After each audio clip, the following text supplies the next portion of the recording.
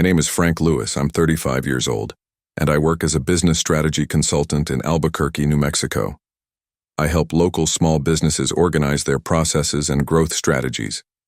It may not seem glamorous, but it's a challenging job that allows me to live with dignity. My family has built a solid reputation in the region. Lewis Construction has been around for over 40 years and is responsible for some of the city's major residential and commercial developments. At least that's how my father, Wilson Lewis, likes to introduce our family at social events.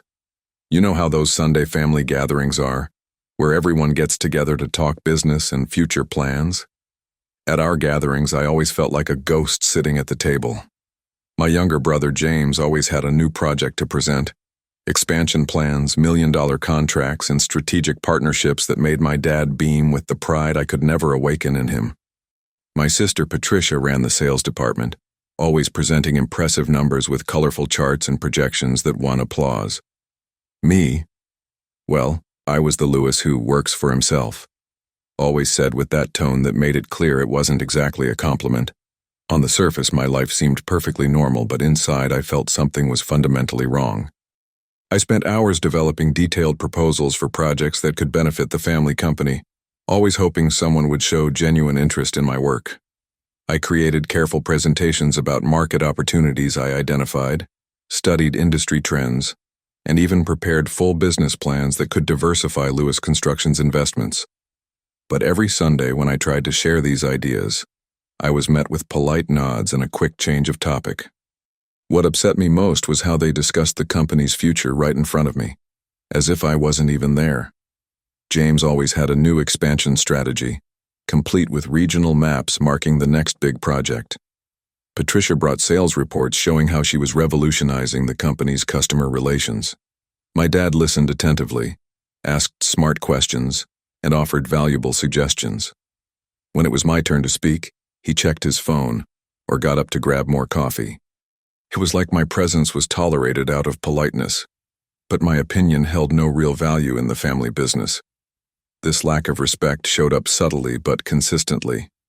Whenever I mentioned a new client I'd landed, the conversation quickly shifted to James's contracts. When I spoke about market trends that might impact our sector, Patricia chimed in with what really matters for the company's growth. It was a strange dynamic. I had the Lewis name, but none of the recognition that should come with it. It felt like I was doomed to be the brother who is still trying to find his path, even at 35. The nights were always the hardest. I'd return to my apartment downtown, look out at the city lights, and wonder if I was just being paranoid or if something was truly off about the way my family treated me. I counted the number of times my ideas were ignored during the week, the times I was interrupted mid-sentence, and the times someone changed the subject when I spoke. It wasn't anger I felt. It was a profound sadness, a sense that I was wasting years of my life waiting for recognition that might never come.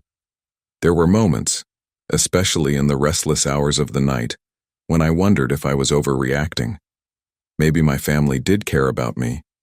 Maybe I was misreading the signs. But then Monday morning would arrive, and I'd see James walking into the main office of Lewis Construction with his Italian leather briefcase, greeting employees by name like he owned the place. Patricia got the same respectful treatment, the same attention I had always longed for at least once in my life. It was a silent betrayal, disguised as familial love.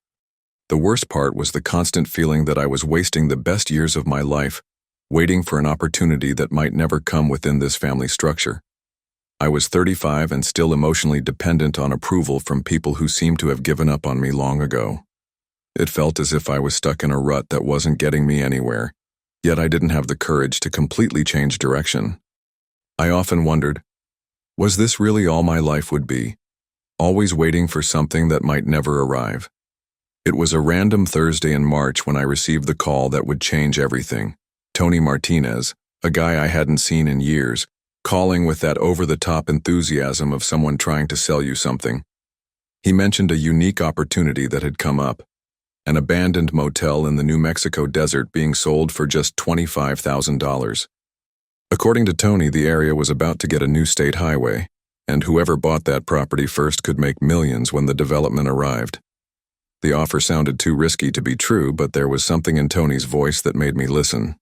He told me the Desert Rose Motel had been abandoned for 5 years, but its location was strategic, and I needed to decide quickly because other investors were already interested.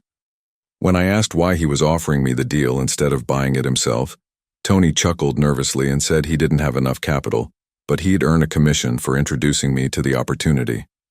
There was an urgency in the situation that caught my attention. Maybe it was the desperation of finally finding something I could call my own. For the first time in years, I had a chance to make a major decision without asking permission or approval from anyone. That same night, I called my family expecting perhaps some advice or even financial support. The reaction was exactly what I'd anticipated. My father, Wilson, laughed loudly and said I was about to throw money away on another crazy scheme. James said I'd never learn the difference between a real opportunity and some scam artist. And Patricia sighed, muttering that I needed professional help making financial decisions. It was as if they were reading from a script they knew by heart, the script where Frank Lewis always made the wrong choices. But here's the thing about being underestimated for years by people who should believe in you. You develop an obstinacy that can either destroy you or save you. Against all advice, against all logic, and even against my own inner voice screaming that it was madness, I decided to go all in on that abandoned motel. I transferred $25,000 from my savings account to Tony, signed the papers he brought, and officially became the owner of a piece of land in the middle of nowhere. It was my first truly independent decision in years. The betrayal came cold and calculated, exactly how these things happen in real life. 2 weeks after the purchase, when I tried calling Tony to discuss the next steps, I discovered his number had been disconnected. When I went to the address he'd given me, I found an empty office with a for lease sign on the door. Tony had vanished with his commission, leaving me with a property in far worse condition than he had described. It felt like the universe was testing my determination in the cruelest way possible. When my family found out what happened, their reaction was a mix of, "I told you so," and thinly veiled disgust that hurt more than losing the money. My father shook his head with that disappointed expression I knew so well. My mother sighed as if dealing with a troublesome child, and my siblings exchanged glances clearly saying, "There goes Frank again." No one offered help. No one asked if I was okay. No one even considered that I might turn this situation into something positive. It was like they were waiting for another failure to confirm their opinions about me. But here's the thing about being conned. You can choose to remain a permanent victim or use the experience as fuel for something bigger. Instead of driving home with tail between my legs, admitting defeat, I decided to do something that surprised even me. I grabbed my car keys, bought some basic tools, and drove down to that abandoned motel to see with my own eyes what I'd really bought. The 3-hour drive gave me enough time to process the anger, shame, and determination battling inside me. When I finally arrived at the Desert Rose Motel and saw the dilapidated structure surrounded by the arid New Mexico landscape, with rusty pumps and broken windows, I could have cried, screamed, or simply turned around and walked away. Instead, I did something that surprised me. I took the car keys, walked up to the front door of that forgotten place, and murmured to myself, "Well, Frank, now is your chance to prove them wrong." At that moment, all I knew was that there was no turning back. Good or bad, that abandoned motel was mine now. The first few days after discovering Tony had scammed me were an emotional roller coaster I had to learn to steer. Instead of heading back to Albuquerque with my head down, as my family probably expected, I decided to take a different approach. I grabbed some basic tools, bought cleaning supplies, and drove out to that abandoned motel to see with my own eyes what I had really bought. The 3-hour drive gave me time to process the anger, shame, and determination battling inside me. When I finally arrived at the Desert Rose Motel, the reality was far worse than Tony had prepared me for. The state of the property was desolate: broken windows, walls covered in graffiti, a leaking roof, and a mildew smell that permeated every room. The wiring was completely ruined, the plumbing leaked in multiple spots, and there were clear signs of vandalism in nearly every unit. It was as if Tony had sold me a nightmare disguised as an investment opportunity. The most devastating discovery came when I found a stack of abandoned documents in the main office. Unpaid bills, municipal fines, overdue taxes, and even pending lawsuits from local creditors I didn't even know existed. Tony hadn't just offloaded a crumbling property. He'd saddled me with a financial sinkhole threatening to drag me even deeper. There was no adequate insurance, no guarantees, and absolutely no way to unwind the deal. It was the most complete betrayal I'd ever faced in my life. But here's something about hitting rock bottom. You can choose to sink or use that experience as a solid foundation to rebuild from scratch. Sitting in that dusty office, surrounded by papers representing years of problems that were now mine, I picked up my phone and did something that marked the start of my real transformation. I opened the Notes app and started a list, not of complaints or excuses, but of concrete actions for how I would turn this disaster into something functional. First item, fully understand my legal and financial situation. I called a commercial real estate lawyer in Albuquerque and scheduled a consultation for the following week. Second item, get a professional appraisal of the property to distinguish essential repairs from cosmetic ones. Third, gather realistic quotes from local construction companies. For the first time in years, I was developing a strategy that didn't depend on approval or help from anyone in my family. The isolation of that place was strange, but also liberating. Without the judging eyes of the Lewis family, without constant comparisons to James and Patricia, I could finally think clearly about what I truly wanted in life. Perhaps that abandoned motel was exactly the kind of project I needed. A place where I could fail or succeed based entirely on my own effort and determination. Each hour I spent there, crafting practical renovation plans, was an hour invested in proving my worth to myself. At night, when I returned to a small motel in a nearby town, I expanded my action list. I researched building material suppliers, studied local commercial usage regulations, even delved into the region's history to better understand the property's context. I was developing the kind of detailed knowledge and careful strategy I had always wanted to apply in the Lewis family business. But now I was doing it for something that genuinely belonged to me. What surprised me most was discovering that I had a natural aptitude for this kind of detailed planning, when I wasn't under pressure to impress anyone. Without the need to craft polished presentations or justify every decision to a family committee, I could simply focus on what made practical sense. It was as though that painful experience with Tony, as terrible as it was, had finally forced me to stop waiting for opportunities and start creating my own. And for the first time in a very long time, I felt like I was on the right path, even if that path ran through an abandoned motel in the middle of the New Mexico desert. The first few weeks working alone at the Desert Rose Motel turned out to be a transformative experience I never knew I needed. I decided to temporarily relocate to a nearby small town and devote each day entirely to the reconstruction project.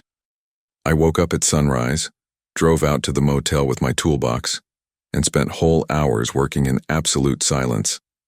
It wasn't just about fixing pipes or replacing broken windows. It was about rebuilding my own identity, free from the Lewis family's expectations and judgments. My daily routine was simple yet deeply satisfying. Mornings were spent reviewing the previous day's work and planning the tasks for the day ahead. At noon, I paused for a simple lunch. I prepared myself and used that time to revise my priority list. Afternoons were for hands-on work, cleaning, basic repairs, and debris removal. Evenings were dedicated to research, material suppliers, local regulations, and detailed cost estimates for each phase of the renovation. What surprised me most was how differently my mind performed in that setting. Without the constant pressure to impress my family or compete with James and Patricia, I could focus completely on the problem at hand. I was learning practical skills I'd never needed before, rewiring basic electrical hookups, detecting leaks, calculating material quantities. Each small improvement was a win nobody could diminish or question. During this period, something interesting began to happen with my relationship with my family. The weekly Sunday calls grew increasingly infrequent and superficial. When Wilson asked about my projects, I responded politely, but vaguely. When James or Patricia made remarks about my desert adventure, I simply changed the subject. It wasn't anger or resentment, it was a form of self-preservation. I was building something that genuinely belonged to me, and I didn't want negative opinions contaminating the process. The physical labor became a form of therapy I'd never experienced before. Every wall I cleaned, every window I fixed, every square foot of floor I restored proved to me that I had worth and capability. I wasn't trying to impress investors or follow a polished business plan. I was simply doing the work that needed doing, with my own hands, at my own pace. The solitude of that abandoned motel gave me something I hadn't realized was missing: space to think without interruption. With no tense family gatherings, no constant comparisons, no need to justify every decision, I could finally hear my own inner voice. I discovered that I had solid entrepreneurial instincts when I wasn't under pressure to prove anything to anyone.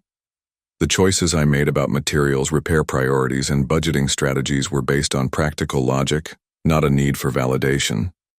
After 2 months of constant work, I began to see real transformations that filled me with a pride I'd never felt before.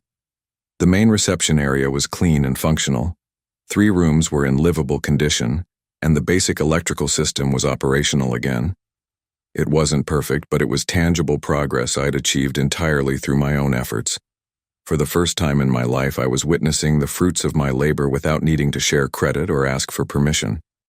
What I didn't yet realize was that the discipline and dedication I was cultivating at the Desert Rose Motel were preparing me for something much bigger than simple renovations.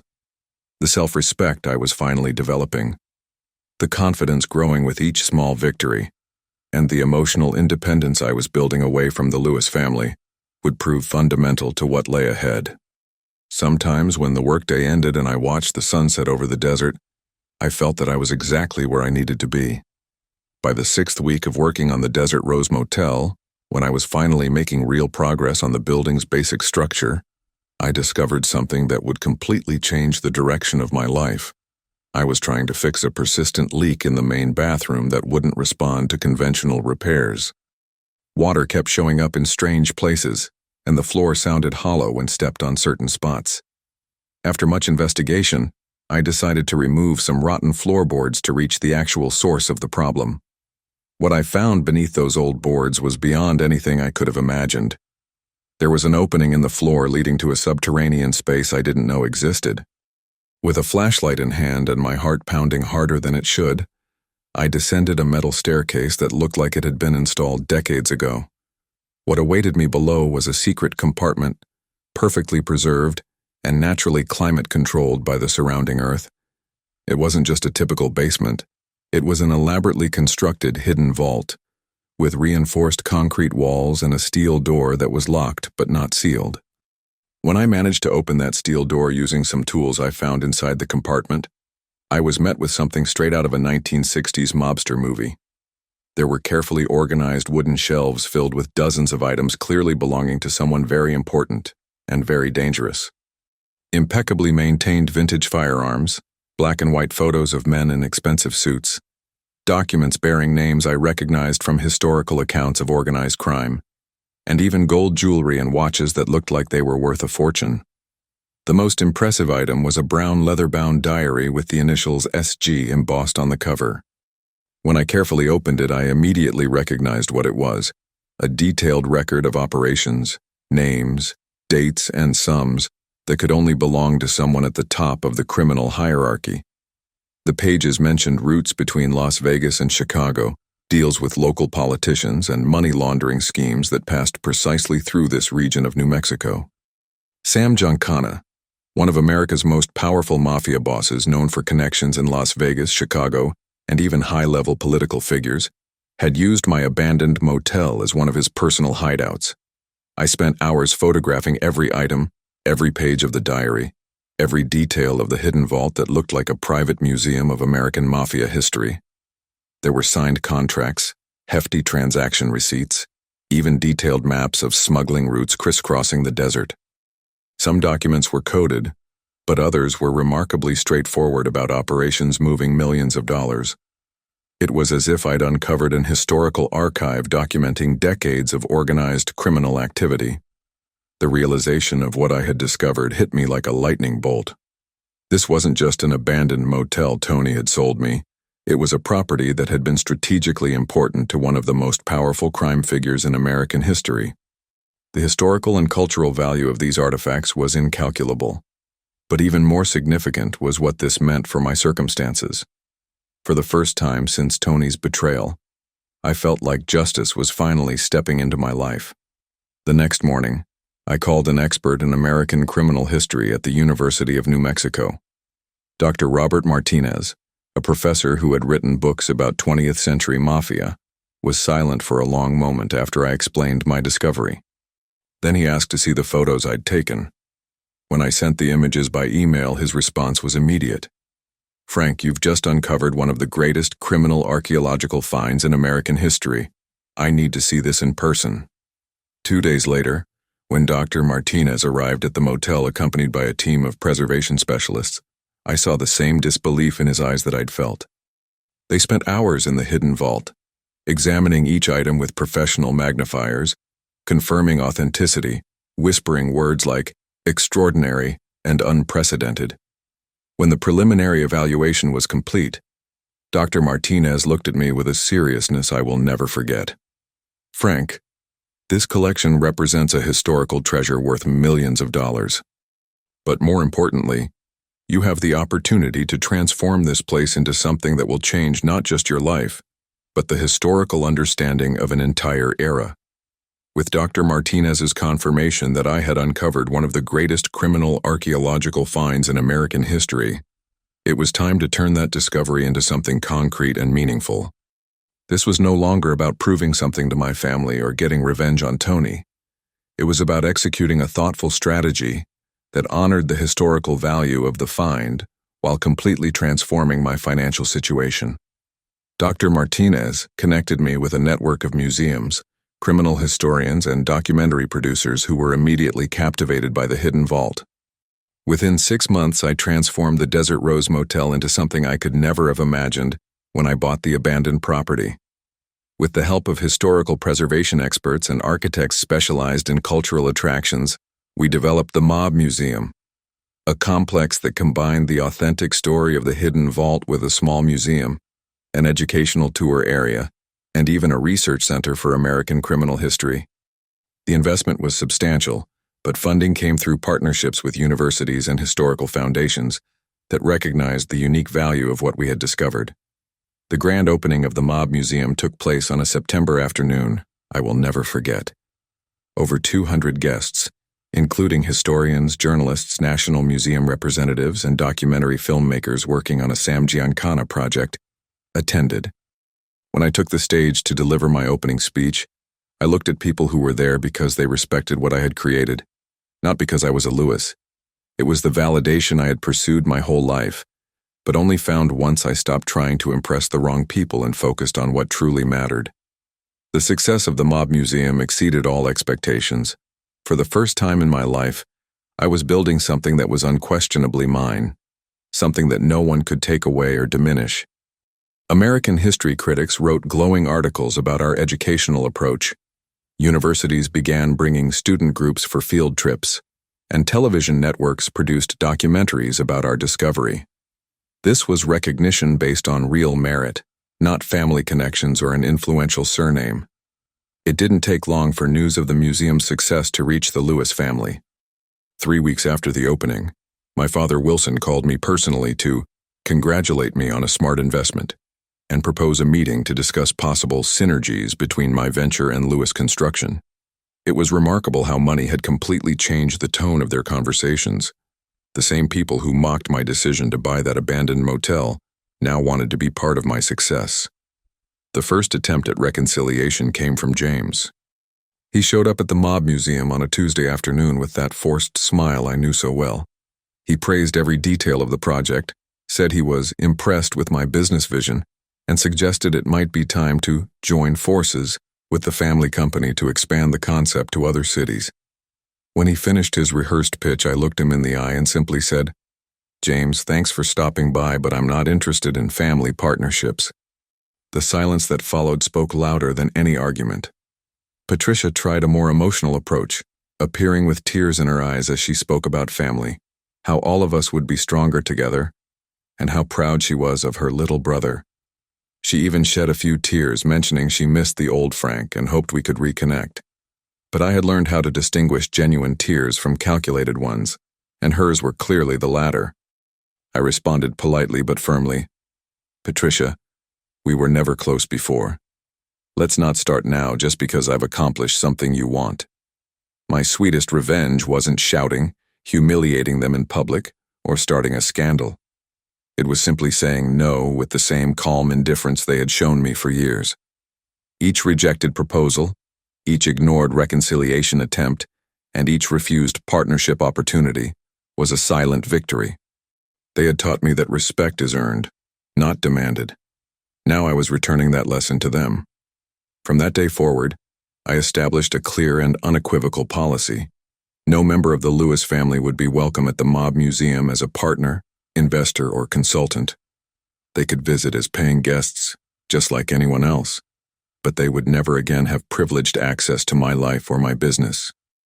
2 years after my final break with the Lewis family, I finally found something I had been chasing my whole life without even realizing it: true inner peace. The Mob Museum had become more than just a successful business. It turned into a symbol of authenticity in a region where everything else seemed artificial, designed solely to impress tourists. People came from all over New Mexico and neighboring states not just to see the historical artifacts or learn about Sam Giancana, but to hear the story of how an abandoned motel was transformed into something extraordinary through determination and honest work. The simple routine I built at that place brought me a sense of fulfillment I had never experienced in the polished offices of Albuquerque or the tense Sunday dinners with my family. I'd wake up with the sunrise, walk the grounds inspecting every detail, talk with the staff about improvements and upcoming projects, and spend the afternoons in the small office I built where the old rusted gas pumps used to be. It was real work, with real purpose, built on solid foundations no one could shake or question. One Thursday morning, while reviewing the museum's monthly reports, I received a letter that completely shifted my perspective on everything that had happened in the past few years. It was from a 28-year-old entrepreneur named Maria, who had visited a few months earlier and was inspired by my story. She wrote that she decided to buy a small abandoned theater in her hometown after hearing how I had turned a rundown motel into something meaningful. The letter ended with, "Your example showed me that sometimes the best opportunities come disguised as failures, and that real respect comes from within, not from others." At that moment, sitting in my modest yet functional office, looking out the window at the steady stream of visitors exploring the Mob Museum I had created, I realized I had found something more valuable than revenge or family validation. I had found purpose, the ability to inspire others through my example, to show that it's possible to rebuild an entire life from the wreckage, and that sometimes the greatest blessings come when we stop trying to impress the wrong people. Maria wasn't the only one. Over the months, I'd received dozens of similar messages from people who left the museum with a new perspective on their own possibilities. The financial success of the Mob Museum had far exceeded even my most optimistic expectations, but what truly filled me with pride was the reputation we built, based on authenticity and genuine quality. Critics from national publications photographed our historic hidden vault. Journalists wrote features about our transformational story, and even universities began using our case as a teaching example of resilient entrepreneurship in their business classes. It was recognition based on real merit, not family ties or influential last names. Sometimes during the quiet nights after closing, I'd walk through the gardens we planted where barren desert once stretched, and reflect on how Tony's betrayal had paradoxically been the greatest gift I'd ever received. If he hadn't tried to scam me, I never would have bought that motel, never discovered the hidden vault, never found my true calling. It was as if the universe had used someone else's dishonesty to deliver exactly what I needed to become, who I was meant to be. The Lewis family still tried to reach out now and then, Christmas cards I never opened, event invitations I ignored, birthday texts I deleted without reading. It wasn't anger that kept me distant. It was a clear understanding that some relationships are toxic by nature, and that sometimes the greatest act of self-love is accepting that certain people will never see your true worth. They had decades to support me when I needed it, and now that I didn't, their attempts at reconnection felt empty and opportunistic. Today, as I look back on the entire journey that brought me here, I feel an overwhelming gratitude for every obstacle, every humiliation, every moment of doubt, that forced me to discover my own strength. The Mob Museum is more than just a business. It's the physical proof that a man can completely reinvent his life when he stops seeking external approval and builds something rooted in his own values and vision. And when I get letters like Maria's or see the genuine smile of a visitor learning our story for the first time, I know I didn't just change my own life. I've positively impacted the lives of others. That, to me, is the true meaning of success and justice. Life has a peculiar way of teaching us through the most painful experiences.